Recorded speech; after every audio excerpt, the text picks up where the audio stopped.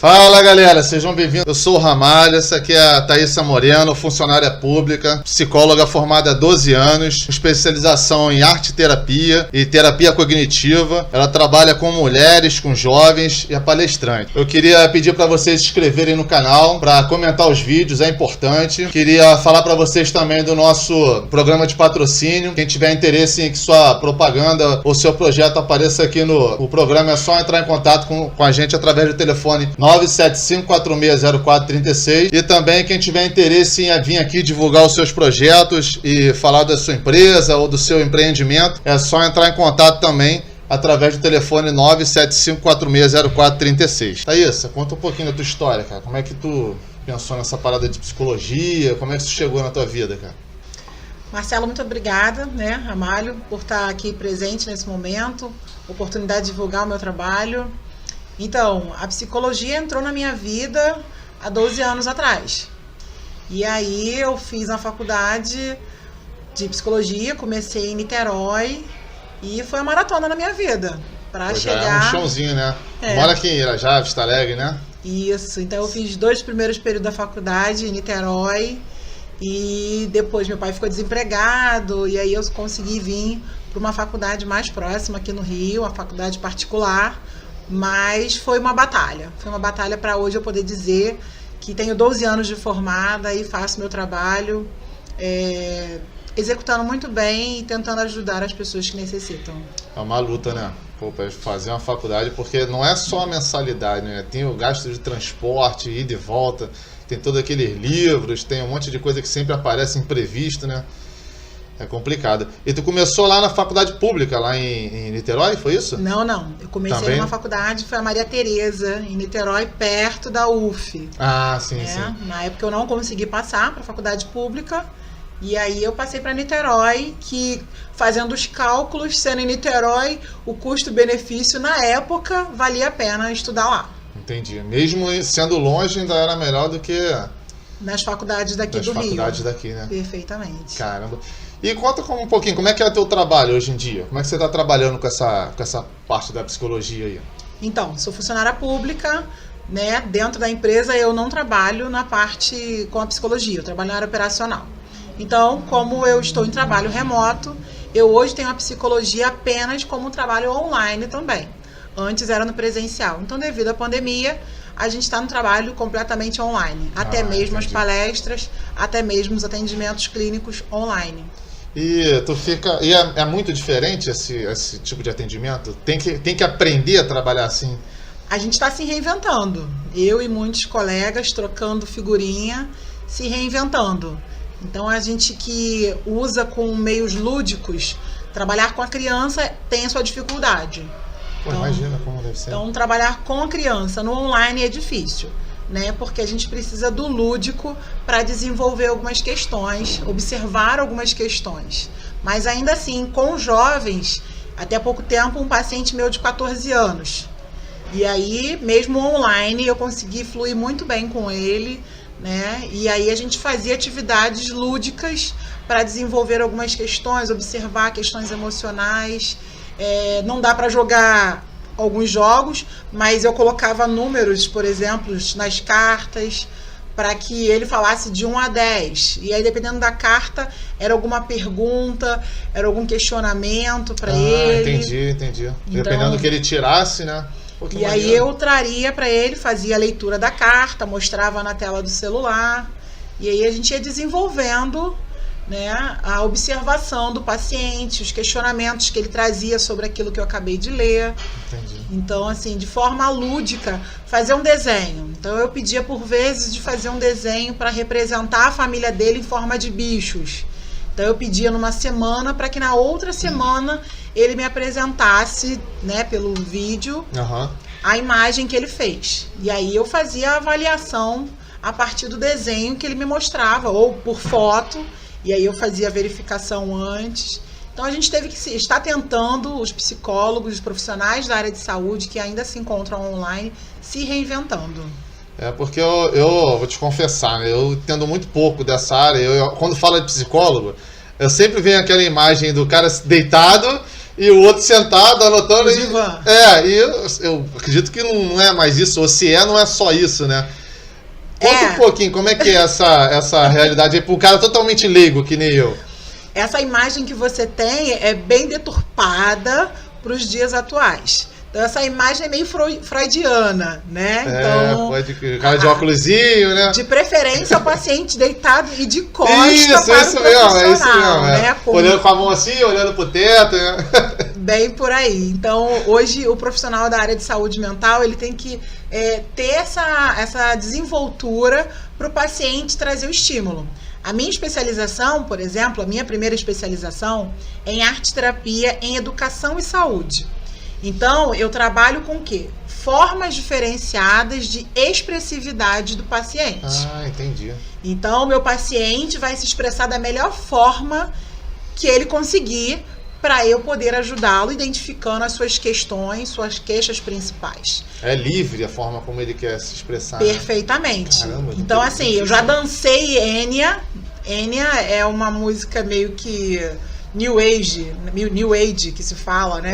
Então eu já dancei até Enya com paciente. You can say...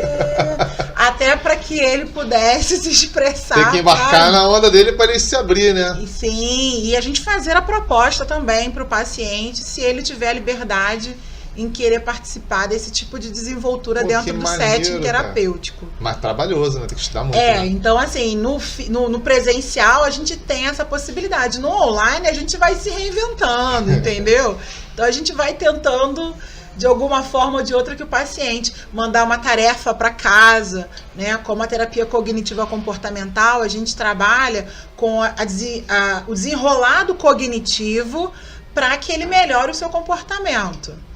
Então, tem essa diferença de tarefas para casa, por exemplo, para que ele possa refletir sobre determinada temática. É como se fosse um dever de casa, assim? Também. Assim, para um leigo, né? Lógico que não deve ser a mesma coisa, mas para um leigo é como se fosse isso? Como se fosse isso. Existem várias abordagens dentro da psicologia. Então, hoje, e a cada dia que passa, existem mais abordagens diferenciadas para lidar com o paciente. Então, existe a Gestalt, existe a psicanálise. Então, cada abordagem dessa, a terapia positiva, cada abordagem dessa trabalha com técnicas... tudo isso que você está falando são formas de trabalhar? Perfeitamente. Então, entendi. São técnicas de trabalhar. Então, tem o profissional, sim, existem colegas, de repente, meus, que ficam sentados lá ouvindo o paciente falar. É o jeito melhor para ele, que se adequa. Mas o paciente não fala, mas o profissional também não tem a técnica ou não usa de técnicas que faça com que o paciente se desenvolva diferente. Entendi. Eu não quero mais aquele psicólogo, ou melhor, eu tinha aquele psicólogo que só ficava olhando para minha cara. Eu tenho pacientes assim, já tive pacientes que já chegaram para mim e falaram isso. Nossa, com você eu falo até o que eu não quero. Que quer dizer que para esse paciente o teu jeito de trabalhar é o que mais se adequa, né? De repente para outro paciente é o outro jeito, entendi. E aí eu como profissional também tenho que perceber se o paciente está disponível para... Verdade. Eu trabalho com técnicas de meditação. Vai muito do teu feeling, né? Eu já tive paciente que é militar e ele não conseguia fechar o olho. Ele estava passando por crises de ansiedade, tomando medicamentos fortíssimos, né? E ele não fechava o olho. Então ele dizia para mim, olha, me desculpa, mas eu não consigo. E aí eu tive que introduzir as técnicas de relaxamento de forma diferenciada para ele. Entendi. Né? Fazer com que, então, de olhos abertos, ele observasse o ambiente e, com isso, buscasse se equilibrar. Caramba! Então, tu teve que se adaptar uma técnica, né? Para aquele caso específico. Sim, e é bom que você aprendeu mais uma forma de... Com certeza. De trabalhar, né? A gente vai, como eu tô te falando. Então, hoje, a psicologia tem várias abordagens e várias técnicas que independem... Não, eu sou psicanalista. Não, eu sou terapia cognitiva comportamental. Não importa. Não importa qual é a linha do psicólogo. Importa que aquele profissional está habilitado a atender às suas necessidades. É verdade. Então, assim, se não se adequa a você, aquele profissional, que procure um profissional, então, que caiba às suas necessidades. e aí vice-versa. Verdade. É uma via de mão dupla. Né? Então, os meus pacientes, por exemplo, eles se mostram disponíveis às técnicas que eu aplico. É porque senão sai o cliente, o paciente, né? Achando que o profissional é ruim e o profissional também frustrado porque não conseguiu executar o trabalho, né? Perfeitamente. A Caramba, gente precisa desse retorno também como profissional para saber se o cliente ou paciente, que a gente fala as duas palavras, paciente ou cliente. Algumas abordagens... Se falar cliente também sim, não tá... Sim, entendi. Não tá errado também não tá errado. Então existem, vou falar paciente então para ficar mais atual. Então existem pacientes que se adequam melhor ao profissional que seja mais elétrico, né, mais ativo. E existem pessoas que não, eu sento lá, eu só quero ficar falando, só me ouve, por favor. Beleza. Tem dias que é assim. Sim, verdade. Dias que o paciente entra no espaço, no setting terapêutico. Hoje o setting é o celular ou alguns aplicativos que a gente usa para fazer o atendimento. E ele entra no setting ali disposto a só quero falar. E aí, se você como profissional estava ali com alguma atividade para inserir, para convidá-lo... Joga para outra, porque hoje ele tá precisando desabafar. Hoje né? ele só quer falar. E deve acontecer muito isso mesmo, porque às vezes o cara fica com vergonha de falar para alguém conhecido de um problema que ele não quer que ninguém saiba, né? Porque às vezes vai ser julgado, às vezes vai ser... a pessoa vai rir e pra ele aquele problema é sério, né, cara? Ele não quer ninguém rindo do problema dele. Sim, perfeitamente. Pode ser. Eu acho que não existe um momento certo para procurar um profissional de psicologia. Eu acho que existe um momento que você não está se sentindo dentro do seu universo equilibradamente e precisa de alguém para que organize a sua mente. Existem algumas imagens, como você falou, do psicólogo, né, sentado, o terapeuta sentado e o divã, aonde o psicólogo tá lá fazendo tipo um tricô daquilo que tá saindo da cabeça do paciente. Entendi. Então tá tão embolado a tua mente que eu, como profissional, eu vou estar lá fazendo... Meio que tentando organizando, fazendo, né, um tricô, né, de forma que fique uniforme para você entender. E aí eu vou estar te devolvendo. E aí você, como profissional, né, vai estar entendendo pro paciente, olha aqui, ó. É isso mesmo que eu tô entendendo? É impressão minha ou... Eu tô no caminho certo, né? E aí o paciente vai dizer, poxa, eu não percebi desse jeito. Pode Nossa, crer. Eu acho que dá pra eu fazer isso. Então... E você, né? Você ouvindo tanto problema, tanta coisa assim, e tem hora que dá uma pirada? Ah, pira! Psicólogo pira, com certeza.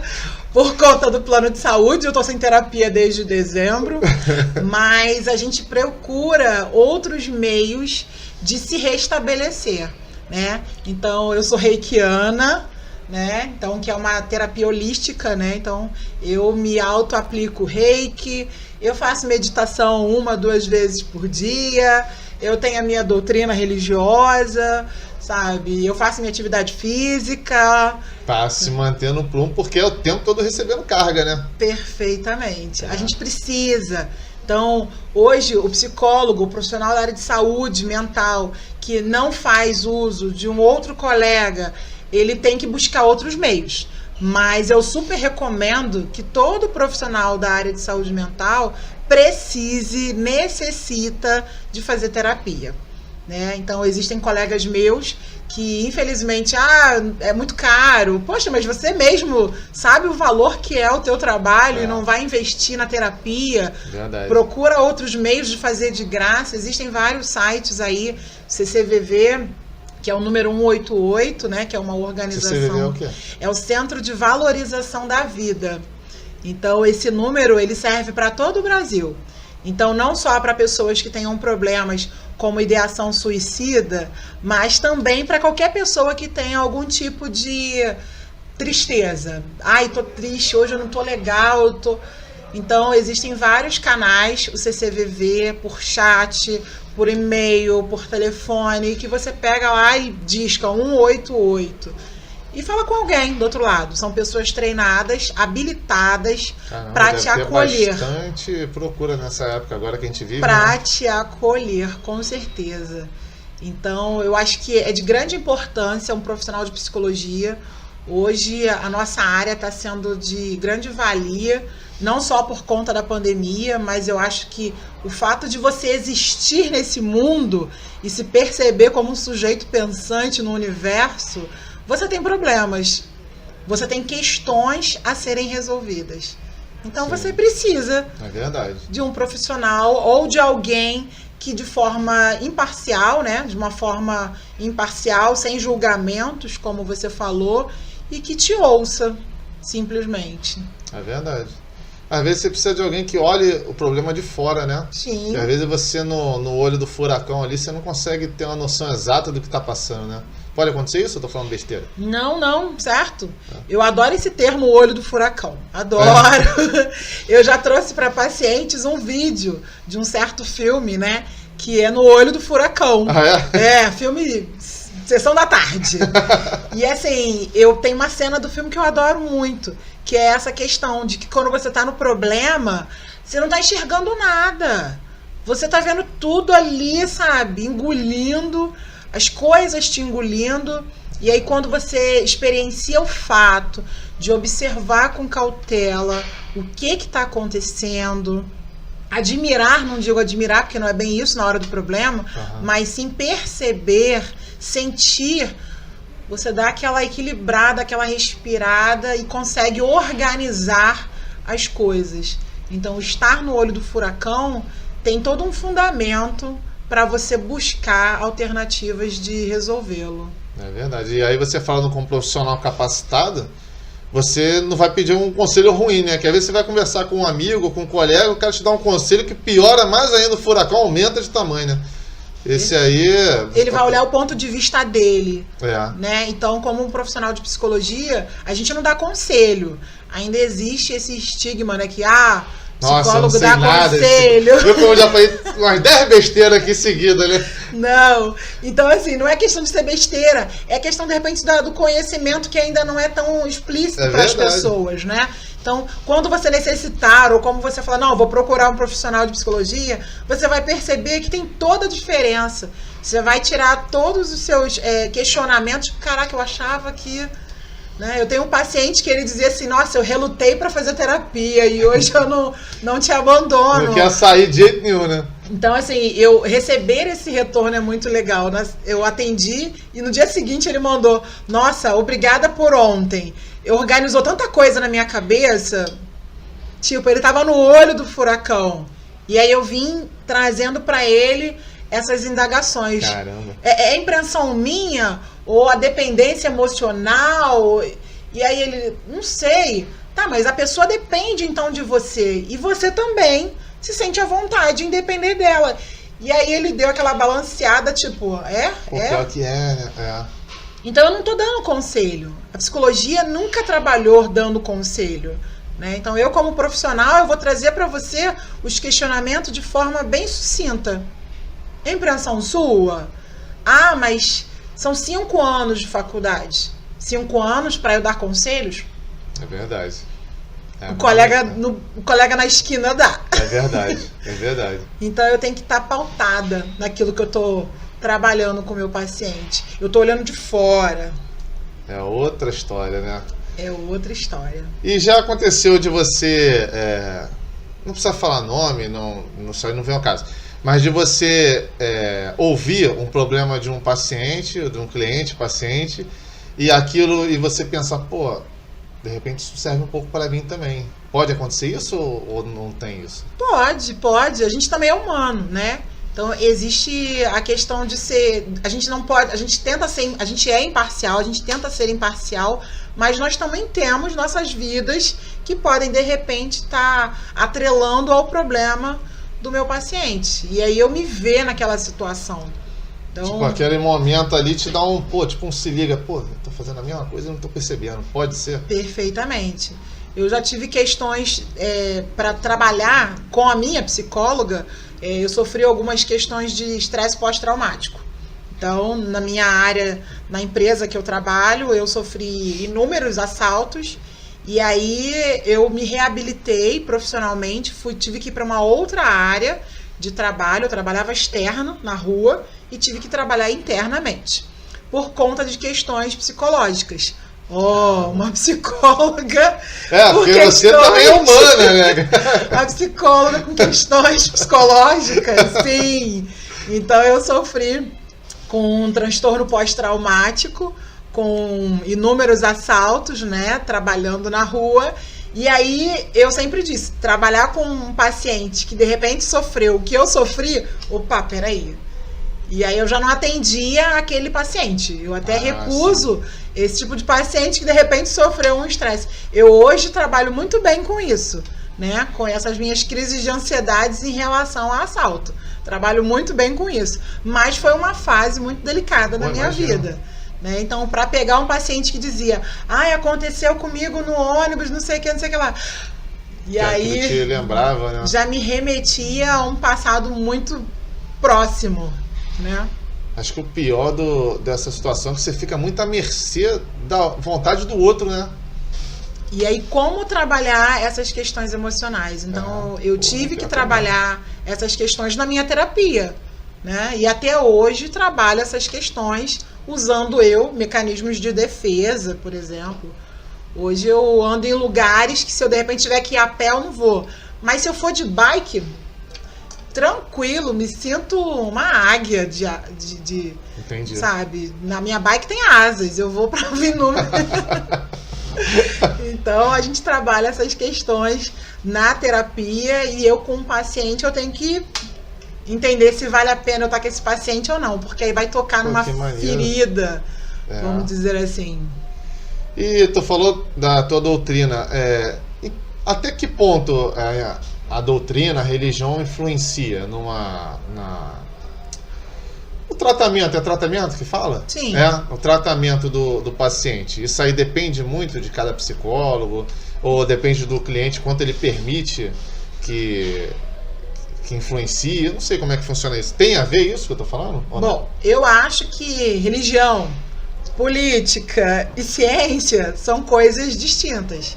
Então, eu não posso misturar a minha doutrina com o meu trabalho, que comprovadamente, cientificamente, né, tenho que fazer jus. Então, eu acho que a ciência, que a psicologia é uma ciência, um estudo, filosofia, eu não devo juntar com a minha doutrina religiosa.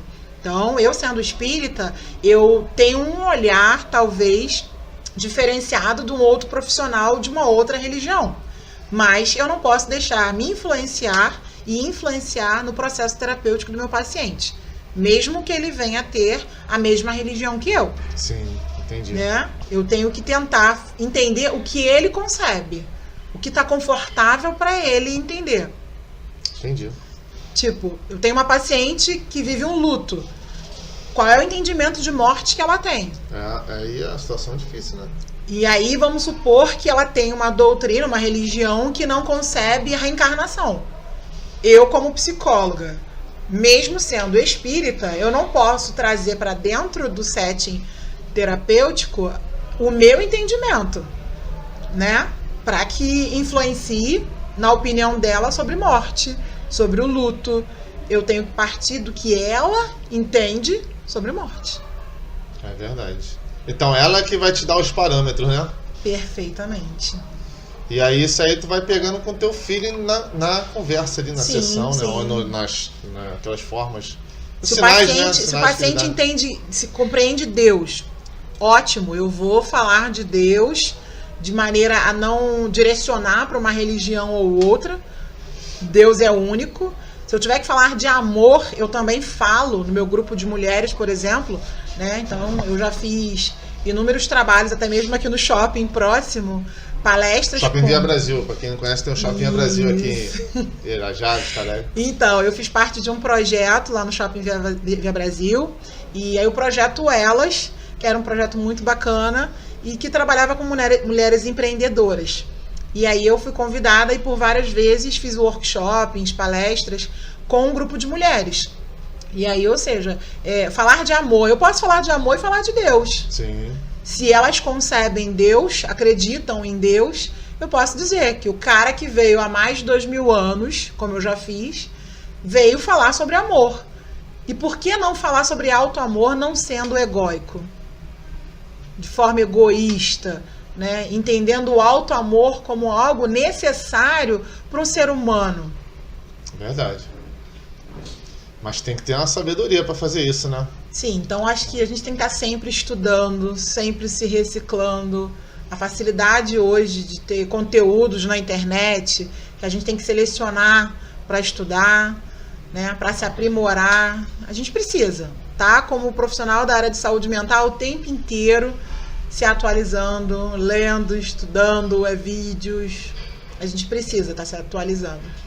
É complicado mesmo, porque eu tô pensando aqui, se de repente você fala uma coisa, é que você não fala, né? Agora eu fiquei na dúvida. Fala! Você não dá conselho, né? Ah, entendi. Porque tem que ter um cuidado danado, porque às vezes você vai... Uma palavra mal colocada, pô, aquilo arrebenta a pessoa, né? Ele pode estar entendendo de uma outra forma. É. Ou melhor, ele entende, ele interpreta o que eu falei diferente. Então, por isso que eu tenho que trazer para o meu paciente se é isso que eu estou entendendo. É isso que eu estou entendendo, Marcelo? Você quis dizer, então, que eu tenho que estudar para que o meu trabalho desenvolva melhor? Então eu tenho que trazer dessa forma. Entendi. Caramba, é mesmo. Mas conta aí, desse projeto que você falou da Mulheres Empreendedoras. Pô, fiquei interessado nesse projeto, cara. Então esse projeto já não existe mais no Shopping Via Brasil. Mas eu acho que é uma grande oportunidade para as mulheres começarem a observar esse mercado, né?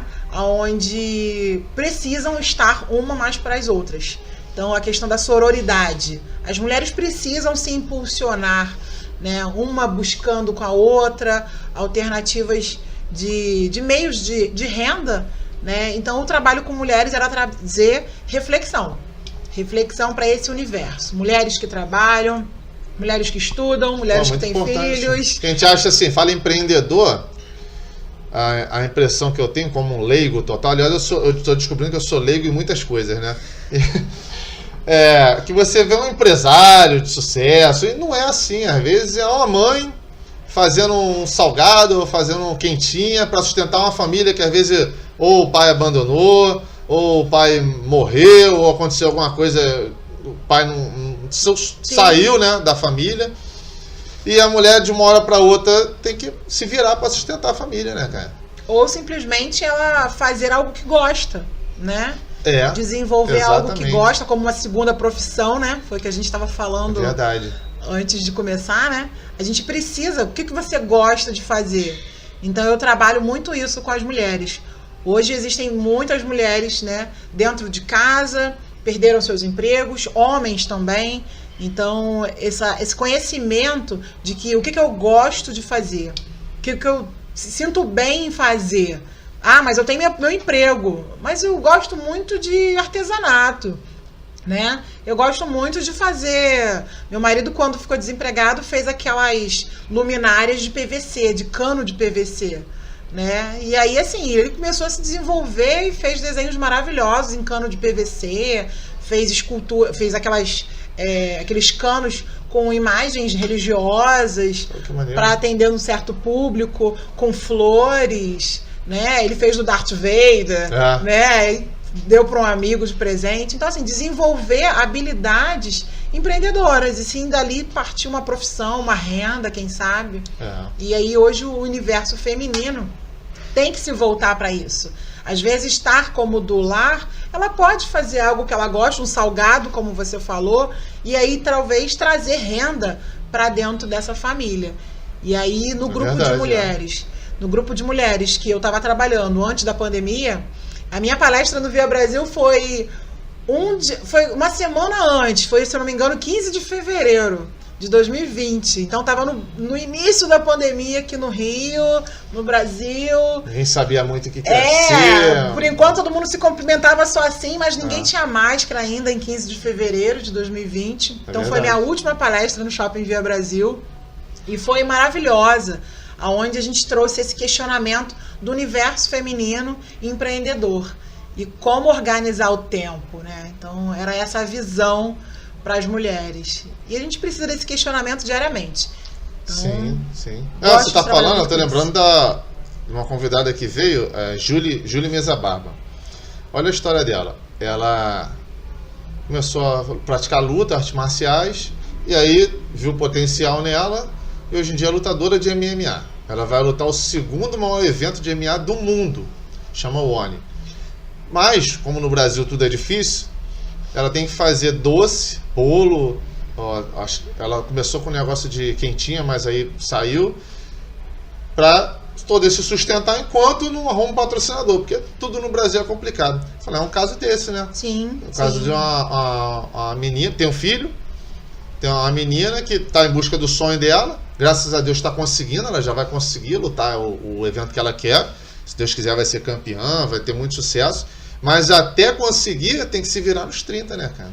E aí, ou seja, essa mulher que tem a vida, família, casa, família, só tem esse universo, quando ela sai para buscar ser empreendedora, ela por vezes pira, né? Eu falo muito para as minhas pacientes, nós não somos mulheres maravilhas. Podemos ser maravilhosas, mas não dá para ser mulheres maravilhas. De querer fazer tudo ao mesmo tempo, saber dialogar dentro desse universo familiar, com o companheiro, com o marido, com os filhos. A gente precisa disso.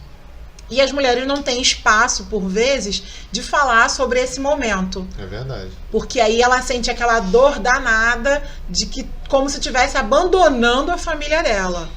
Né? Então, às vezes, por uma questão cultural também, né? Tem uma cobrança dela mesmo, né?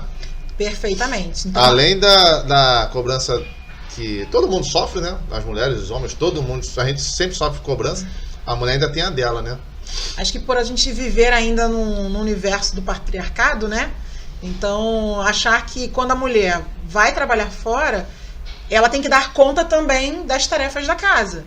E aí, esse dividir tarefas, esse organização do espaço, né, com os seus familiares, olha, fulano, tira o lixo do banheiro, marido, dá pra lavar o banheiro essa semana, por favor, que não deu tempo?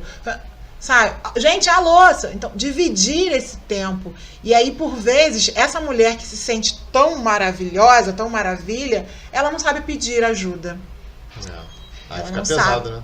Fica pesado.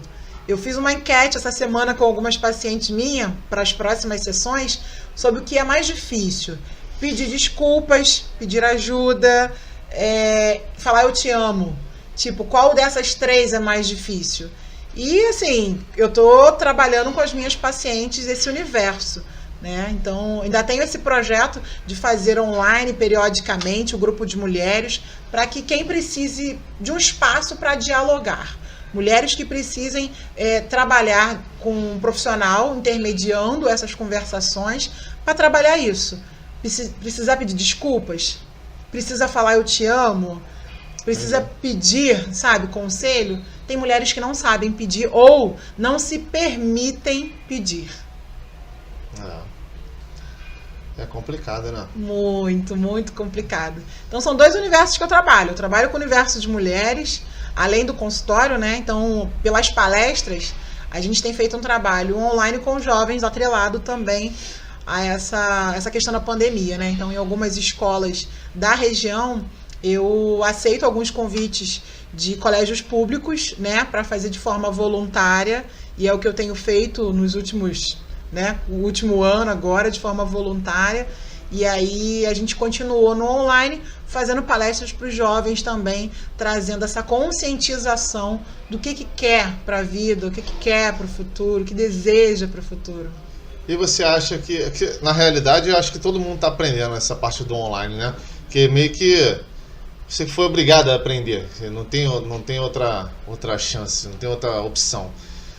Você acha que é mais difícil a pessoa, não estou dizendo da sua parte não, a pessoa se abrir nessa parte falando através do computador, ou é mais fácil? Eu estou perguntando porque eu vejo, eu não sei se é uma realidade, mas eu vejo assim, ó, tem muita gente que é muito brabo, né, muito valente no teclado. Tipo assim, a pessoa vai me xingar, vai ser ofensivo, vai ser ignorante, mas quando tá perto, não é aquilo que acontece. Tá entendendo o que eu quero dizer? Como que a mesma pessoa muda? Porque uma coisa, ela xingar minha foto aqui, para ela é só uma foto. Mas quando tá me vendo, vê que eu sou uma pessoa. E acredito que isso deva ter também, ter algum fundamento dentro dessa área da psicologia. Tem a ver ou não tem nada a ver? Então, hoje a gente tem alguns estudos, eu fiz umas palestras, umas 2 palestras, eu acho que uns 2, 3 meses atrás, com jovens, né, de uma escola, e é mais ou menos isso. Eles ficam todos com a tela fechada, né? E aí, para perguntar, é uma timidez só. Depois, quando faz a primeira, a segunda pergunta, vai. Entendi. Né? Então, por vezes, o jovem, eu acho que, para mim particularmente, o jovem que eu identifico, tem muito dessa dificuldade de se expressar no visual, né? Entendi. De botar a cara no computador para fazer terapia, por exemplo. Para falar, ele não vai falar de cara. Ele vai digitar, como você falou. Porque isso acho que é um sintoma mesmo atual, né? Muita gente faz esses aí estão havendo estudos sobre isso também, né? Que as patologias vão surgindo a cada época que passa. Então, existem muito disso. Hoje a pessoa consegue se desenvolver muito bem frente a frente e outros, né, estão dentro de um universo quadrado, né, retangular, que é o celular. E aí, ou seja, tá vivendo mais a vida dos outros do que a própria vida, ou a vida de quem tá ao redor dele. É verdade. Né? Eu tive um caso de uma palestra, eram mais de 30 alunos, e era alguma coisa sobre valorização da vida, como eu te falei. E aí a adolescente estava com a câmera fechada, era uma reunião, era uma palestra com os pais e com os alunos. E aí ela falou: tia, posso falar uma coisa? Eu fiz algo bem feio na pandemia. Eu me automutilei. Caramba. Né? Que são aqueles cortes. E todo mundo vindo. Ela tava com a câmera fechada. E aí ela falou: eu, com muita tristeza na pandemia, eu me automutilei. E aí, assim, os professores estavam com as janelas abertas, né? Eu tava com a minha janela aberta no Zoom, no Meet, e aí, de repente, todo mundo, os professores faziam assim, aquele olho assim, né? Uhum. E aí, os alunos que estavam com a tela fechada, a gente não sabia como é que estavam as reações Sim. de alguns pais e professores, eu identifiquei. Mas foi espantoso, porque, de repente, presencialmente, ela não iria falar isso pra mim. Verdade. Com mais pessoas, não sei, com mais pessoas ao redor dela, talvez ela não falaria. Numa sessão em particular, talvez sim. Sim. Mas ela, naquele aplicativo lá, na reunião, com a tela fechada, ela falou: olha, aconteceu isso. E aí eu fui trabalhando essa questão. Os professores também com a cara espantadas. E aí a gente foi conversando até sobre o CCVV, caso ela houvesse necessidade, se ela não tem ninguém para acolhê-la, né? Esse canal valeria para ajudá-la, né? Ou procurar um profissional de psicologia. Eu me ofereço para esses alunos quase sempre. As escolas que eu sou voluntária, eu sempre faço esse oferecimento de atender os alunos, né? Maneiro, hein? Então eu tenho feito isso. A gente fez um trabalho muito bonito antes, que era um trabalho com as jovens na escola que se automutilavam. Então, quando deu a pandemia, nem online teve como fazer com essas jovens. É uma parada comum isso? É uma pandemia também. É mesmo? Não sabia disso, não. O suicídio é considerado uma pandemia também. E na pandemia, o suicídio está muito em alta. E isso não é informado, explicitado nas redes sociais de forma assim, né? Caramba, o índice é X. Triste, né? O índice é X. Então, é algo muito, muito triste, né, que vem acontecendo. A gente sabe que existe a fome, né, que é uma doença, eu posso dizer uma doença, né, uma pandemia há milênios, a fome, a miséria, mas o índice de suicídio também né, onde muitos adolescentes, né, faixa etária aí muito curta, entre 10 a 15 anos, em média. Nossa, muito novo, né? Sim, sim. Então, assim, existem estatísticas que mostram esse número alarmante nessa faixa etária de idade. Então, esse trabalho que a gente fazia, que a gente faz ainda, eu tenho uma palestra semana que vem para fazer numa escola pública, que também é, né, de forma online. Os alunos, às vezes, falam coisas que, se tivesse presencialmente, não falariam. Ou num grupo fechado de trabalho de acolhimento, né? Então, por esse lado, tá sendo bom, né? Sim, sim. Então, assim, muitos alunos que não participavam desse grupo de acolhimento participam das palestras. E aí se falam assim, olha, tia, aconteceu isso. Até os professores se sensibilizam, acabam fazendo trabalhos que não são trabalho deles e entrar em contato periodicamente com esses alunos, né? Eu estou falando pelo universo que eu conheço, né? Ou pelo menos das escolas que eu atendo, né? Que são 2 escolas do município que eu faço esse trabalho. Então, assim, eu vejo até o CAP da UFRJ, eu já fiz uma palestra, 2 palestras nesse último ano já, e são alunos que falam também explicitamente sobre problemas emocionais que estão passando dentro de casa, dentro dessa pandemia aí, onde a gente está com imprevisões, né? Não sei o que fazer do meu amanhã. Não, esse é um dos grandes problemas da pandemia, é isso. Porque a gente, normalmente, tem expectativa, né? Ano que vem, mesmo que sejam coisas fúteis, né? Ano que vem eu vou trocar de carro. Ano que vem eu vou comprar uma casa, ou então vou comprar uma roupa. Só que com esse negócio dessa pandemia, assim, e aí? O que eu vou fazer ano que vem? Pô, sei lá. Não sei o que vai ser. Com certeza. Aí te tira até o básico, né? Sim. Caramba, é muito acho que complicado. todo mundo, quando começou a pandemia, já tinha perspectiva de 2020, né? Vou fazer uma pós, vou estudar, vou trabalhar, vou procurar outro emprego. Sim. E teve que ter plano B, C, D. Eu falo por mim. Então, até o se reinventar em 2020, 2021, muita gente teve que se reinventar. Quem nunca fez um bolo, passou a fazer um bolo, de repente, para vender e ganhar um qualquer, né? Então, o jovem hoje talvez também se vê dessa maneira, sem perspectivas futuras, até em relação aos seus próprios estudos. E já é difícil, né? Ser jovem já não é uma coisa fácil. Eu acho que é uma fase difícil porque você tem que tomar muitas decisões sérias em um momento da vida que você não tem maturidade para tomar.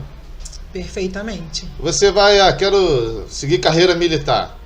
Pô, será que você quer mesmo? Será que você sabe o que é isso? Aí você vai, aí chega lá, não é o que você quer. Mas aí não é o que você quer naquele momento. Se você for ver para a vida toda, você ia gostar. É muito difícil. E ainda tem algumas implicações, né? Porque se você quer ser militar, mas o seu pai diz pra você que não, eu quero que você seja médico. Tem isso, e aí? Ainda tem isso. E ele quer o seu bem. Ele quer o seu bem. Mas às vezes não é o que você quer. E às vezes quem que sabe qual é o nosso bem também? A gente acha que sabe, né? E aí a questão dos limites, né? São pais que precisam colocar limites, são jovens que não têm limites, né? E que querem fazer as coisas sem ter noção das consequências futuras. Então, trabalhar com jovem é muito delicado, é muito prazeroso para mim, mas é muito delicado. É muito delicado. Como você falou, a gente já foi jovem e a gente sabe o que desejou há 20 anos atrás, há 30 anos atrás, e que talvez desejaria diferente. Sim, quantos erros eu já cometi, nossa. Quantas coisas que eu olho assim, eu falei, pô, podia ter feito diferente. Minha vida seria muito melhor se eu tivesse feito diferente. E falo sem vergonha nenhuma, porque, pô, você acha que se for enumerar meus erros, eu acho que dá uma lista telefônica. Nem a lista telefônica é até coisa de velho. Amarelas. Isso aí. Nem existe mais lista telefônica, existe, né? Os jovens de hoje nem sabem o que é isso. Não sabe. Vocês vão ver isso e não vão entender nada, né? Não. Meu primeiro emprego, pastas amarelas. Realmente, o jovem, eu acho que ele não tem, às vezes, um norte, né? Os pais precisam também buscar esse equilíbrio para trazer para aquele jovem de dentro de casa um certo norte, né? Meu filho, o que você gosta? E que não é fácil. Perfeitamente. Pro pai também, porque eu fico pensando, eu tenho uma filhinha de 4 anos. Aí eu fico pensando, por que eu gostaria que minha filha fosse? Eu gostaria que ela fosse médica, gostaria que ela fosse funcionária pública, ou bombeira, alguma coisa assim. Mas será que vai existir essa profissão quando ela for arrumar esse emprego? Olha, eu tinha um sonho quando eu me aposentasse. Vou confessar para vocês. Eu queria ter uma videolocadora. Aí. Era meu sonho, e até hoje eu falo já isso. Não, meu plano é esse, né? E, então, assim, eu tô com 38 anos, eu falo, eu queria ter uma videolocadora, isso há 15 anos atrás. Eu pensava nisso, então, hoje nem isso existe mais, videolocadora, né? E muda muito rápido, né? Eu penso que tem 3 coisas que na minha vida eu vi mudarem o mundo. Uma delas foi o smartphone, porque era muito complicado, você tinha que ter um móvel para você ter um computador. E você não fazia 1/3 do que você faz hoje no smartphone. Hoje em dia você vai no banco, você vê filme, você faz vídeo pro YouTube, você grava programa, você liga pros outros, você manda mensagem, você faz tudo pelo smartphone. O Uber, que eu acho... Uber, assim, eu tô de maneira geral, né? Sim, aplicativos, né? Que eu acho por aplicativo. que o futuro é o jovem querer menos carro, e era uma coisa que quando eu era garoto, o meu sonho era ter um carro, né? Fez 18 anos, o primeiro carro. Isso. E esses aplicativos, de maneira geral, que entrega coisa em casa, ou Mercado Livre, ou iFood, sim. Porque hoje em dia você não precisa mais sair de casa. O e-commerce. Se você trabalhar online, você não precisa nem mais sair de casa para viver. É lógico que eu acho que não deve ser assim, sim. Mas não precisa. Porque eu acho que é muita facilidade, né? Então tem muitas facilidades aí e que vieram pro bem, né? E que outras não pro tão bem, né? Hoje, como eu falei pra você, meia hora antes de eu chegar, eu tava numa reunião online. Então, você imagina, a gente ter a rede social hoje, eu consigo falar com alguém do outro lado do mundo. É verdade. E aí, antigamente, você mandar teletrim, né? A gente mandava a mensagem e a pessoa depois tinha que telefonar para mandar a mensagem para responder no teu teletrim, né? Isso aí você já tá falando moderno. Telefone, para quem não sabe, você ia comprar um telefone, era 15, 20 mil um telefone. Era um empreendimento, não, era um investimento. Era um investimento, né? Você comprava, agora eu tô tranquilo, comprei um telefone, qualquer coisa eu vendo. Eu tenho uma linha telefônica, batia no peito. Hoje em dia, se você tropeçar, você ganha uma linha telefônica. Como é que as coisas mudam, né? Mudam muito. E eu acho que essa facilidade que o jovem de hoje tem, talvez muitos acabam não dando tanto valor o que tem como deveria. Então, eu ganhei minha bicicleta, agora tem, não sei, conto nos dedos, uns 3, 4 anos do meu marido. E o meu pai dizia, se passar de ano eu te dou uma bicicleta. E eu falei, vou passar de ano, eu sempre fui boa aluna, vou passar de ano. Passava e ele dizia o quê? Aquela frasezinha célebre, não fez mais que sua obrigação. E aí no ano seguinte era a mesma coisa. Eu falei pra ele que eu fiz terapia e falei isso na terapia. E ele, você falou de mim na terapia? Eu falei. Foi pai. Passando até se formar na última prova da faculdade, né? Há 3 anos atrás que meu marido falou, não, vou te dar uma bike, entendeu? Hoje eu faço compra de mês e deixo até de bike. Mas imagina, a bicicleta, nossa... Então hoje o jovem, como você falou, não vai de bike, ele aperta lá no celular e vai de Uber.